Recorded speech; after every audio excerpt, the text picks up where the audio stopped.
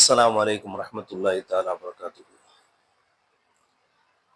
அன்பானவர்களே, அல்லாஹு ஜல்லஷானஹு தஆலா திருமறையில் ஒரு துவாவினை நமக்கு நினைவுபடுத்துவான். ரப்பனா லா துஸிக் குலூபனா பஅத இத் ஹதைதனா வஹப் லனா மின் லதுன்க ரஹ்மத்தன் இன்னக அன்தல் வஹ்ஹாப். இந்த துவாவின் மூலமாக எதனை நமக்கு வலியுறுத்தி சொல்லுகிறான் என்று சொன்னால், நாங்கள் நேர்வழி பெற்றதுக்கு பின்னால் எங்களுடைய உள்ளத்தை நீ சரிகடச் செய்யாதே என்பதாக சொல்லுகிறார். ஒரு நன்மையான காரியம், ஒரு நல்ல சிந்தனை நம்மை கடக்கின்ற பொழுது, நாம் அதனை கடக்கின்ற பொழுது அதை விட்டுவிடாத நிலைதான் பிசகுதல் என்பதாக சொல்லப்படும். நன்மையான காரியத்தை நேர்வழி பெற்றதுக்கு பின்னால் என்று சொன்னால், இதுதான் நேர்வழி, இதுதான் நன்மை, இது மட்டும்தான் ஷரியத், இதுதான் ஹலால், இதுதான் நாம் செய்ய வேண்டும், இதுவெல்லாம் செய்யக்கூடாது என்ற யதார்த்தமான உண்மையை, அந்த சூழலை நாம் கடக்கின்ற பொழுது அது நன்மையாக இருக்கும் என்று சொன்னால் அதனை நாம் அமல்படுத்த வேண்டும்.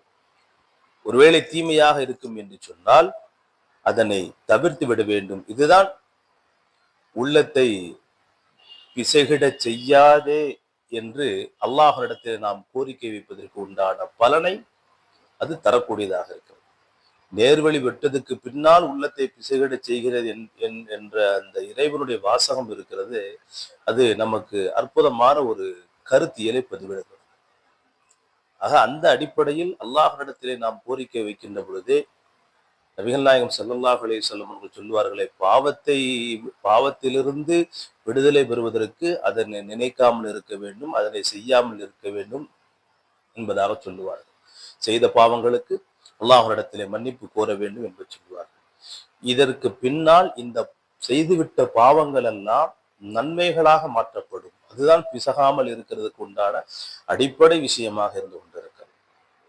அதனால அல்லாஹ்விடத்திலே நாம் துஆ செய்வோம், யா அல்லாஹ், நன்மையான காரியங்கள் எங்களுடைய உள்ளத்திலே, எங்களுடைய பார்வைக்கு, எங்களுடைய உடல் மூலமாக செய்ய முடியும் என்று இருக்கின்ற பொழுது அதை நாங்கள் முழுமையாக ஏற்றுக்கொண்டு செய்ய வேண்டும் என்பதாக நியத்து வைக்க வேண்டும். அதே போன்று எங்களுடைய பார்வையிலே, எங்களுடைய உள்ளத்திலே, எங்களுடைய சிந்தனையிலே பாவமான செயல்பாடு ஒன்று வரும் என்று சொன்னால் அதனை முழுமையாக நாங்கள் தவிர்த்து கொள்ள வேண்டும் என்ற கருத்தியல் கொண்ட துவாவாக அல்லாஹ் ரப்பல் ஆலமீன் நமக்கு நினைவுபடுத்துகிறான். ரப்பனா லா துஸிக் குலூபனா பஅத இத் ஹதைதனா வஹப் லனா மின் லதுன்க ரஹ்மத்தன் இன்னக அன்தல் வஹ்ஹாப். ஆமீன்.